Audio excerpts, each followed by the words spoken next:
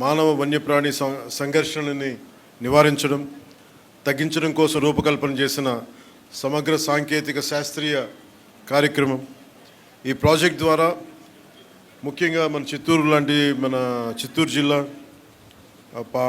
పార్వతీపురం ఇలాంటి జిల్లాల్లో ఎక్కడైతే ఈ ఏనుగులు కానీ వన్యప్రాణులు కానీ ఊళ్ళలోకి వచ్చేసి పొలాల మీద పడి ప్రాణానికిను అలాగే వ్యవసాయానికి ఇబ్బంది కలిగించే పరిస్థితుల్లో వీటిని హ్యాండిల్ చేయాలనే దాని నుంచి పుట్టిందే ఈ హనుమాన్ కార్యక్రమం.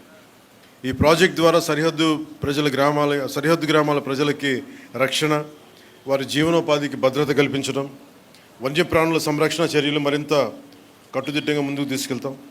వన్యప్రాణుల్ని సంరక్షిస్తూనే పంటలు, పశువులు, ప్రజల ప్రాణాలు, ఆస్తుల సంరక్షణ హనుమాన్ తాలూకు ప్రధాన కర్తవ్యం.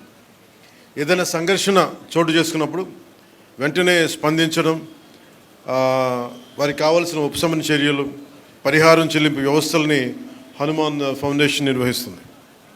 అలాగే పంచాయతీరాజ్, వ్యవసాయ, ఉద్యాన, రెవెన్యూ, పోలీస్ శాఖలతో పాటు ఇతర శాఖలతో సమన్వయం చేసుకుంటూ అటవీ శాఖ హనుమాన్ని ముందుకు తీసుకెళ్తాం. ఈరోజు ఈ హనుమాన్ ప్రాజెక్ట్ కోసం మొట్టమొదటిసారి రాష్ట్రంలో పూర్తి సాంకేతికతతో కూడిన, అంటే GPS ట్రాకింగ్ ఇలాంటి సాంకేతికతతో కూడిన 100 వాహనాలని ప్రారంభించాం. దాంట్లో 93 rapid response and rescue team vehicles, 7 wildlife ambulances ఉన్నాయి. వీటికి అనుసంధానంగా విశాఖపట్నం, రాజమహేంద్రవరం, తిరుపతి, బైరుట్లలో 4 wildlife rescue and treatment సెంటర్స్ని ఏర్పాటు చేస్తూ ఉన్నాం. 19 ర్యాపిడ్ రెస్పాన్స్ టీమ్స్ సిద్ధంగా ఉన్నాయి. ప్రతి వాహనంలో అటవీ రేంజ్ ఆఫీసర్, జంతు వైద్య సిబ్బంది, ట్రైబల్ హెల్పర్స్, గిరిజన సహాయకులు, para veterinarians, trained and community based veterinarians, community based animal వర్కర్స్తో కూడిన పూర్తి స్థాయి వ్యవస్థ ఉంటుంది. గ్రామ స్థాయిలో వన్యజీవి రక్షక్ అని అటవీ శాఖ ఆధ్వర్యంలో తయారు చేస్తూ ఉన్నాం. వీరికి రెస్క్యూ కిట్లు అందిస్తూ ఉన్నాం. గ్రామ స్థాయిలో పాములు మరియు ఇతర జంతువుల నుండి ఎదురయ్యే సమస్యల్ని గ్రామ స్థాయిలోనే పరిష్కరించే విధంగా వారికి శిక్షణ ఇస్తూ ఉన్నాం. అలాగే కూటమి ప్రభుత్వం అధికారంలోకి వచ్చిన తర్వాత హ్యూమన్ యానిమల్ ఈ సంఘర్షణలో జరిగిన నష్టానికి ఎప్పటికప్పుడు పరిహారం కూడా చెల్లించేస్తూ ఉన్నాం. 25-26లో దాదాపు 2107 కేసులు నమోదు కాగా పరిహారం కింద దాదాపు 4 కోట్ల రూపాయలు చెల్లించడం జరిగింది.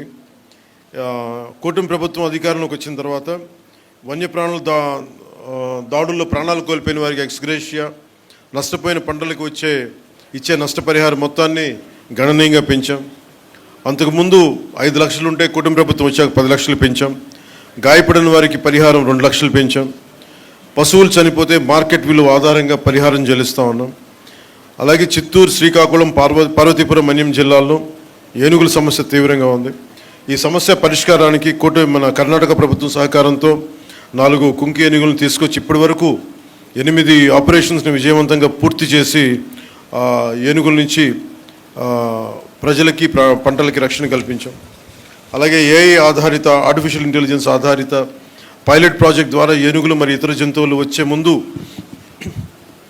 ముందస్తు హెచ్చరికలు ఇచ్చే వ్యవస్థని అటవీ సరిహద్దు గ్రామాల్లో అమలు చేస్తూ ఉన్నాం. Advanced weather and alert reporting system మరియు కమాండ్ కంట్రోల్ సెంటర్ ద్వారా బల్క్ మెసేజింగ్ సిస్టమ్ అభివృద్ధి చేస్తూ ఉన్నాం. ఈ హనుమాన్ లక్ష్యం వైల్డ్ లైఫ్ ఇంటరాక్షన్ని కాన్ఫ్లిక్ట్గా కాకుండా రెస్పాన్సిబుల్, బాధ్యతగా ఒక కోలివింగ్గా మార్చడం. అంటే మనం భూమి అనేది ఒక మనిషికే కాదు, జంతువులకు కూడా వాటి పట్ల కూడా మనకు బాధ్యత ఉంది. వసుదైక కుటుంబకం అనే సిద్ధాంతాన్ని నమ్మేవాళ్ళం మన దేశం. సో అలాంటి వారి కోసం ఈ హనుమాన్ ఆ సిద్ధాంతాన్ని మరింత బలంగా ముందుకు తీసుకెళ్తుంది. అటవీ శాఖ అధికారులకి, ఫ్రంట్లైన్ సిబ్బంది వారి అంకిత భావం, కష్టపడి చేసిన సేవల్ని మనస్ఫూర్తిగా నేను అభినందిస్తూ ఉన్నాను. అలాగే ముఖ్యంగా NGOs లేకుండా ఇలాంటి కార్యక్రమాలను ముందుకు తీసుకెళ్ళడం చాలా కష్టం. అలాగే wild life fund, Hyderabad tiger conservation society, eastern Ghats conservation society వంటి నిబద్ధతతో పనిచేస్తున్న స్వచ్ఛంద సంస్థలకి ప్రత్యేకంగా అభినందనలు తెలియజేసుకున్నాను.